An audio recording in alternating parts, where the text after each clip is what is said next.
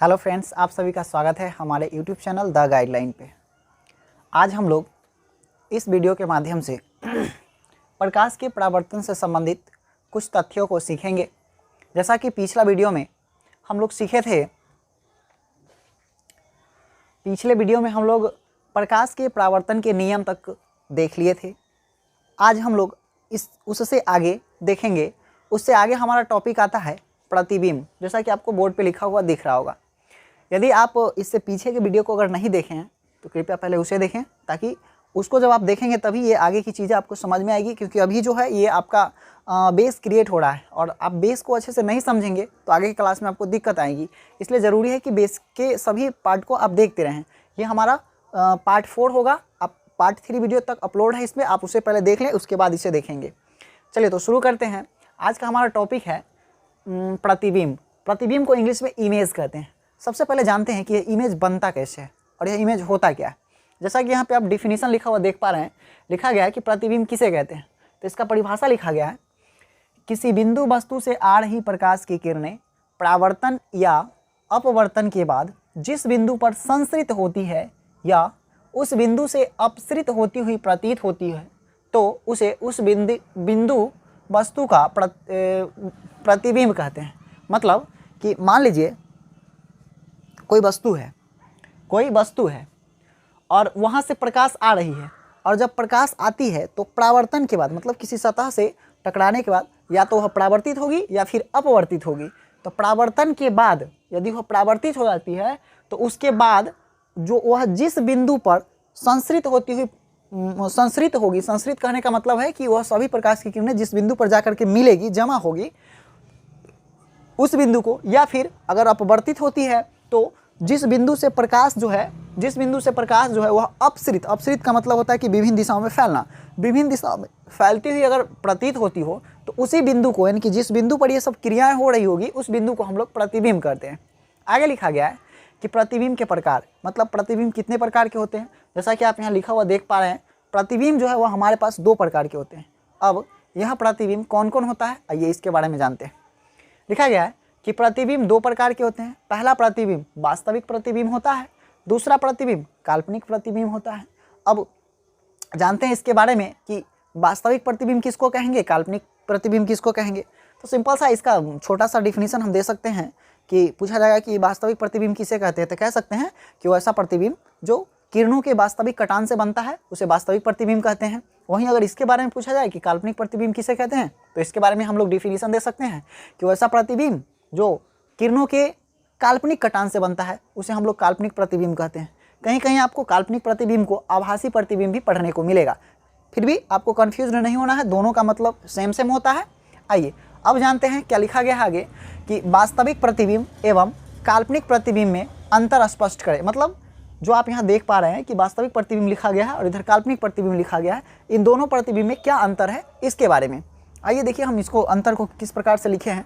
लिखा गया है कि इनमें निम्न अंतर है, मतलब ये दोनों को पार्टिसिपेट कर दिया गया, बांट दिया गया है कि हम इस तरफ आपको वास्तविक प्रतिबिंब के बारे में बता रहे हैं और इधर काल्पनिक प्रतिबिंब के बारे में बता रहे हैं। आप दोनों के बारे में जान लेंगे, आपको खुद ही पता चल जाएगा कि दोनों में क्या अंतर है। जैसा कि यहाँ लिखा गया है, पहली बात कि वास्तविक प्रतिबिंब जो होता है यह किरणों के वास्तविक कटान से बनता है। यह लिखा हुआ है, यह किरणों के वास्तविक कटान से बनता है। मतलब वास्तविक प्रतिबिंब जो है वह किरणों के वास्तविक कटान से बनता है। वही अगर हम दूसरी तरफ बात करें, यानी काल्पनिक में बात करें, तो काल्पनिक में लिखा गया है कि यह किरणों के काल्पनिक कटान से बनता है। मतलब काल्पनिक प्रतिबिंब जो है वह हमेशा किरणों के काल्पनिक कटान से ही बनता है, काल्पनिक प्रतिबिंब। अब ठीक इसी प्रकार से हम वास्तविक में बात करें तो वास्तविक में दूसरा बात क्या कहा गया है कि यह प्रतिबिंब हमेशा उल्टा बनता है। मतलब वास्तविक प्रतिबिंब जो होता है वह हमेशा उल्टा बनता है, जबकि काल्पनिक प्रतिबिंब की बात करें तो यह हमेशा सीधा बनता है। फिर से वास्तविक में देखें तो वास्तविक में लिखा गया है कि इस प्रतिबिंब को पर्दे पर उतारा जा सकता है। मतलब जो वास्तविक प्रतिबिंब होता है उसे हम पर्दे पर उतार सकते हैं, जबकि काल्पनिक प्रतिबिंब को पर्दे पर नहीं उतार सकते हैं। अगला लिखा गया है यह प्रतिबिंब दर्पण के सामने बनता है। मतलब वास्तविक प्रतिबिंब जो है वह दर्पण के सामने, मतलब कि समझिए कि यदि हमारा ये दर्पण है तो यह प्रतिबिंब हमेशा दर्पण के सामने बनेगा, जबकि काल्पनिक प्रतिबिंब में ऐसा नहीं होता है। काल्पनिक प्रतिबिंब हमेशा दर्पण के पीछे बनता है। तो इस प्रकार से काल्पनिक वास्तविक एवं काल्पनिक प्रतिबिंब में अंतर था। आइए अब आगे देखते हैं आगे क्या लिखा गया है। अब लिखा गया है आगे कि समतल दर्पण के द्वारा बने प्रतिबिंब की विशेषता, मतलब कि अगर कोई प्रतिबिंब समतल दर्पण में बनता है तो उस दर्पण में बनने वाले प्रतिबिंब की विशेषता क्या है। तो यहाँ नीचे एरो करके लिखा गया है। सबसे पहली बात लिखी गई है कि यह प्रतिबिंब काल्पनिक होता है, मतलब समतल दर्पण में जो प्रतिबिंब बनता है वह हमेशा काल्पनिक होता है। दूसरी बात क्या लिखा गया है कि इसे पर्दे पर नहीं उतारा जा सकता है, मतलब काल्पनिक प्रतिबिंब को पर्दे पर नहीं उतारा जा सकता है, क्योंकि हम आपको यहाँ भी बता दिए हैं कि काल्पनिक प्रतिबिंब को पर्दे पर नहीं उतारा जा सकता है। अगला पॉइंट लिखा गया है कि इसमें बना प्रतिबिंब हमेशा सीधा होता है, मतलब काल्पनिक प्रतिबिंब जो होता है वो हमेशा सीधा होता है, इसलिए समतल दर्पण में बना प्रतिबिंब भी क्या होगा, सीधा होगा, क्योंकि समतल दर्पण में हमेशा प्रतिबिंब हमेशा काल्पनिक प्रतिबिंब ही बनता है, इसलिए यह प्रतिबिंब हमेशा सीधा होगा। अगला पॉइंट लिखा गया है कि यह प्रतिबिंब वस्तु के समान आकार का बनता है। कहने का मतलब है कि वस्तु जितना बड़ा होगा प्रतिबिंब भी उतना ही बड़ा होगा। वस्तु अगर छोटा है तो प्रतिबिंब भी छोटा, वस्तु बड़ा तो प्रतिबिंब भी बड़ा। यह किस दर्पण की खासियत है, तो यह समतल दर्पण की खासियत है, ध्यान रखेंगे। आगे लिखा गया है कि यह प्रतिबिंब दर्पण के उतना ही पीछे होता है जितना वस्तु दर्पण के सामने। इस बात का कहने का मतलब यह होता है कि यदि हम किसी वस्तु को समतल दर्पण के सामने रखेंगे और उस दर्पण के सामने जितनी दूरी पर रखेंगे प्रतिबिंब भी उतना ही दूरी पर पीछे की ओर बनेगा।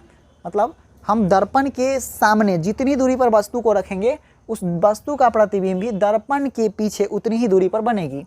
अंतिम लिखा गया इसमें कि यह पार्श्व विपरिवर्तन को दर्शाता है। अब थोड़ा सा आपको हम समझाते हैं कि ये पार्श्व विपरिवर्तन क्या होता है। जैसा कि यहाँ लिखा गया है पार्श्व विपरिवर्तन, यहीं पे एक चीज़ और होता है विपरिवर्तन।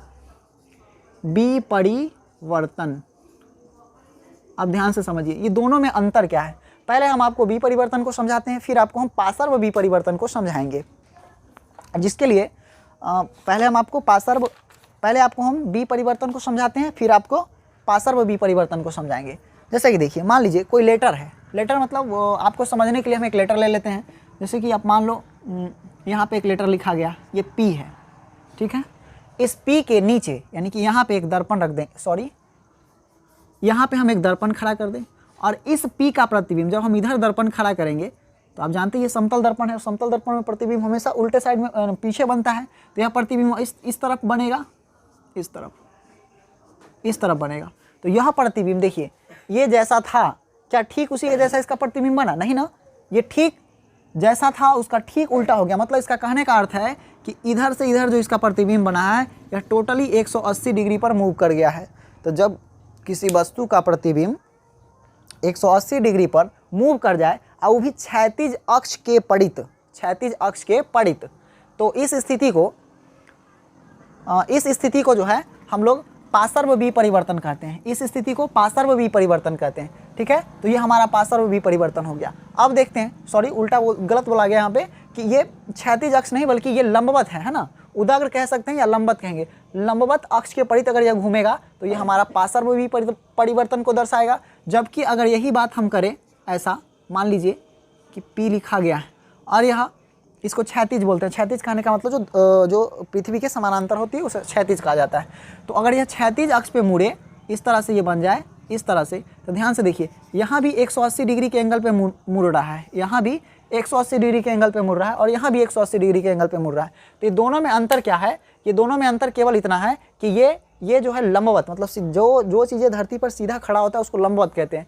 तो ये लंबवत है, इसके परित मुड़ रहा है। तो जब लंबवत अक्ष के परित मुड़ता है तो उसे पार्श्व विपरिवर्तन कहते हैं, और जब क्षैतिज अक्ष के परित मुड़ता है तो उसे हम लोग विपरिवर्तन कहते हैं। तो इसमें केवल एक बात ध्यान रखना है आपको, क्या ध्यान रखना है कि विपरिवर्तन के लिए ज़रूरी क्या है? तो ज़रूरी है कि तस्वीर जो है वह 180 डिग्री के एंगल पे घूमना चाहिए। तो 180 डिग्री के एंगल पे घूम गया तो वह विपरिवर्तन को दर्शाएगा। अब यहाँ कहता है कि कौन सा विपरिवर्तन? तो अगर वह लंबवत है, लंबवत अक्ष के परित घूमता है तो वह पार्श्व विपरिवर्तन होगा। यदि वह क्षैतिज अक्ष के परित घूमता है तो वह सीधे विपरिवर्तन कहलाएगा। तो इस प्रकार से हम आपको परिवर्तन के बारे में बता दिए। अब देखिए, अब यहाँ से हमारा टॉपिक दूसरा शुरू होता है जो बहुत ही इंपॉर्टेंट है। आप इसे यहाँ से अब ध्यान से पढ़ेंगे। अभी इसके पहले जो भी पढ़े ये सब के सब बेसिक चीज़ें थी। अगर आपको ये नहीं आता तो फिर ये दर्पण आपको समझ में नहीं आता। दर्पण को अच्छे से समझने के लिए इसके पीछे के सभी चीज़ों को अच्छे से समझना पड़ता है। तो उम्मीद करते हैं कि आपको ये यहाँ तक की बातें अच्छे से समझ में आई होगी। यदि किन्हीं को इसमें कोई प्रॉब्लम होता है तो आप हमें कमेंट बॉक्स में कमेंट कर सकते हैं, हम उसे फिर से दूसरे तरीके से आपको समझाने का प्रयास करेंगे। आगे देखते हैं यहाँ पे। अब यहाँ से हमारा शुरू होता है दर्पण। ये दर्पण जो है, इस दर्पण को हम लोग इंग्लिश में मिरर कहते हैं। दर्पण को इंग्लिश में मिरर कहते हैं। अब पहले जानते हैं कि ये दर्पण होता क्या है। जैसा कि यहाँ डिफिनीशन में लिखा गया कि दर्पण क्या है या फिर दर्पण किसे कहते हैं, तो परिभाषा लिखा गया इसका कि वैसा चिकनी एवं चमकीली सतह जो नियमित रूप से प्रकाश को परावर्तित करती है तथा जिसका एक सतह रजजित किया हो उसे दर्पण कहते हैं। फिर से समझिए बात को, कहा गया कि भाई दर्पण किसे कहते हैं, तो दर्पण हम उसे कहेंगे जिसका सतह जो है मतलब परावर्तक सतह जो है वह चिकना और चमकीला होना चाहिए। कह रहा है कि चमकीली हो, और दूसरी बात वह नियमित रूप से प्रकाश को परावर्तित करने वाली हो। तो जाहिर सी बात है कि अगर सतह चिकनी और चमकीली है तो वह नियमित रूप से प्रकाश को परावर्तित करेगी ही। अब दूसरी बात कहता है कि उस परावर्तक सतह का दूसरा भाग जो है यानी कि पीछे वाला भाग जो है वह रजजित किया हुआ होना चाहिए। रजजित का मतलब होता है कि रंगा हुआ होना चाहिए, एक साइड से रंगा हुआ होना चाहिए। जैसा कि आप आईना को देखे हैं, आईना एक तरफ से रंगा हुआ होता है, एक तरफ से खाली रहता है, तभी हम अपना तस्वीर उसमें देख पाते हैं। यदि दोनों तरफ से पेंट कर देंगे तो भी हम अपना तस्वीर नहीं देख पाएंगे। यदि एक तरफ से पेंट करके दोनों में से किसी भी तरफ से पेंट ना करेंगे तो भी हम अपना प्रतिबिंब नहीं देख पाएंगे। तो इसलिए आईना बनाने के लिए, दर्पण बनाने के लिए एक तरफ से उसको रंग दिया जाता है। तो ये बातें थी। अब आगे लिखा गया है कि दर्पण मुख्यतः 3 प्रकार के होते हैं। अब जानते हैं कि जो दर्पण जो होता है वो कितने प्रकार के होते हैं। जैसा कि आप यहाँ लिखा हुआ देख रहे हैं, लिखा गया है कि दर्पण मुख्यतः 3 प्रकार के होते हैं। अब ये 3 प्रकार कौन कौन है, तो लिखा गया है कि पहला दर्पण समतल दर्पण होता है, दूसरा प्रकार इसका गोलीय दर्पण होता है, तीसरा प्रकार परवलयिक दर्पण होता है। अब हम लोग इसको एक एक करके जानेंगे कि ये समतल दर्पण क्या है। जैसा कि हमने आपको अभी पीछे बताया, जो भी चर्चा हुई है इसमें सारा का सारा समतल दर्पण से संबंधित हुई है। अब केवल हम आपको समतल दर्पण का डिफिनीशन दे देते हैं, बाद बाकी विस्तार से आपको बता चुके हैं पीछे। जैसा कि यहाँ लिखा गया कि समतल दर्पण किसे कहते हैं, तो लिख दिए हैं साफ साफ कि जिस दर्पण का परावर्तक सतह समतल होता है उसे समतल दर्पण कहते हैं। मतलब कि वैसा दर्पण जिसका परावर्तक सतह समतल है उसे हम लोग क्या कहेंगे, समतल दर्पण कहेंगे। जैसा कि देखिए यहाँ तस्वीर में बना के बता दिया गया, चित्र इसका आप देख सकते हैं, यहाँ बनाया हुआ है। अब है अगला हमारा दूसरा दर्पण जो है जिसका नाम है गोलीय दर्पण। अब जानते हैं कि गोलीय दर्पण किसे कहते हैं। गोलीय दर्पण का डिफिनीशन देखते हैं। तो गोलीय दर्पण के बारे में क्या लिखा गया है कि वैसा दर्पण जिसका परावर्तक सतह किसी खोखले गोले का एक भाग हो उसे गोलीय दर्पण कहते हैं। मतलब वैसा दर्पण जिसका परावर्तक सतह किसी खोखले गोले का एक भाग हो। खोखला गोला का मतलब होता है कि वैसा गोला यानी गोल तो हो लेकिन अंदर से खाली होना चाहिए। खोखले गोले का एक भाग हो उसे हम लोग गोलीय दर्पण कहते हैं। जैसा कि तस्वीर में यहाँ आपको बताया गया है, देखिए ये पूरा गोला है और अंदर से ये खाली है। इधर देखिए इस तरफ से हम इसको थोड़ा सा पेंट कर दिए तो क्या बन गया हमारा, ये दर्पण बन गया। तो इस प्रकार से ये गोलीय दर्पण होती है। अब फिलहाल आप इसका एक स्क्रीनशॉट लीजिए, फिर हम आपको इस दर्पण से संबंधित और बातों को आगे बताते हैं।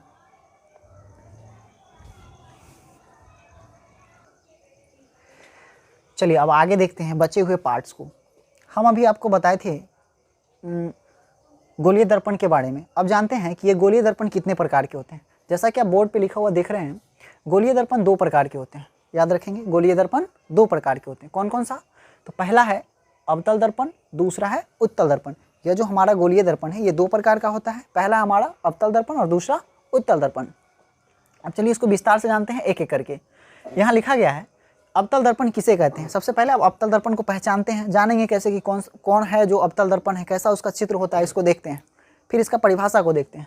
जैसे कि सबसे पहले लिखा गया है कि अवतल दर्पण किसे कहते हैं। लिखा गया है वैसा दर्पण जिसका परावर्तक सतह धंसा हुआ होता है उसे अवतल दर्पण कहते हैं। जैसा कि आप देख पा रहे हैं ये खोखला गोला का एक भाग है, इधर से आप देखेंगे तो ये धंसा हुआ है, ये वाला इसका परावर्तक सतह ये धंसा हुआ है और ये बाहर से रंजित किया गया है, मैंने रंगा हुआ है ये बाहर से। तो ये वाला भाग रंगा गया है और धंसा हुआ वाला भाग जो है इसका परावर्तक सतह है। तथा हम कह सकते हैं कि वैसा दर्पण जिसका परावर्तक सतह धंसा हुआ होता है उसे अवतल दर्पण कहते हैं। ये इसका पहचान है। आगे लिखा गया है अवतल दर्पण को अभिसारी दर्पण भी कहा जाता है। अब इस दर्पण को अभिसारी दर्पण क्यों कहा जाता है हम आपको इसके बारे में भी आगे बताएंगे, लेकिन अभी आप केवल आप जानिए कि अवतल दर्पण को दूसरे नाम से भी जाना जाता है, वह दूसरा नाम इसका है अभिसारी दर्पण। आगे चलते हैं, अगला हमारा आता है दूसरा उत्तल दर्पण। उत्तल दर्पण का डिफिनीशन लिखा गया है वैसा दर्पण जिसका परावर्तक सतह उभड़ा हुआ होता है उसे उत्तल दर्पण कहते हैं। जैसा कि आप दोनों फिगर को देख पा रहे हैं, ये बाहर से रंगा हुआ है, ये अंदर से रंगा हुआ है। अगर बाहर से रंग दिया जाए तो वह अवतल दर्पण है, अंदर से रंग दिया गया तो वह उत्तल दर्पण कहलाता है। हमेशा ध्यान रखेंगे कि उत्तल दर्पण का परावर्तक सतह उभड़ा हुआ होता है जबकि अवतल दर्पण का परावर्तक सतह धंसा हुआ होता है। ये दोनों में केवल और केवल यही अंतर होता है। जिस प्रकार से इस अवतल दर्पण का दूसरा नाम अभिसारी दर्पण है, उसी प्रकार से इस उत्तल दर्पण का नाम अपसारी दर्पण यानी कि अपसारी दर्पण कहा जाता है उत्तल दर्पण को। अब क्यों कहा जाता है इसके बारे में फिर हम आपको आगे बताएंगे। अब है हमारा तीसरा दर्पण। तीसरा प्रकार का दर्पण था परवलयिक दर्पण। अब जानते हैं कि परवलयिक दर्पण किसे कहते हैं। इसका डेफिनेशन लिखा गया है, वैसा दर्पण जिसका परावर्तक सतह पूर्णतः गोल नहीं होता है उसे परवलयिक दर्पण कहते हैं। जैसा कि आप इस चित्र में भी देख रहे हैं, क्या आपको ये चित्र देखने से लग रहा है कि ये पूरी तरह से गोल है? नहीं है। जिस दर्पण का परावर्तक सतह पूरा गोल नहीं होता है उसे हम लोग परवलयिक दर्पण कहते हैं। तो इस प्रकार से हम आपको तीनों दर्पण के बारे में बताएं। उम्मीद है आप इसे अच्छे से समझे होंगे। अगर किन्हीं को इसमें दिक्कत है तो आप वीडियो को बार बार चला करके आप इसे समझ सकते हैं।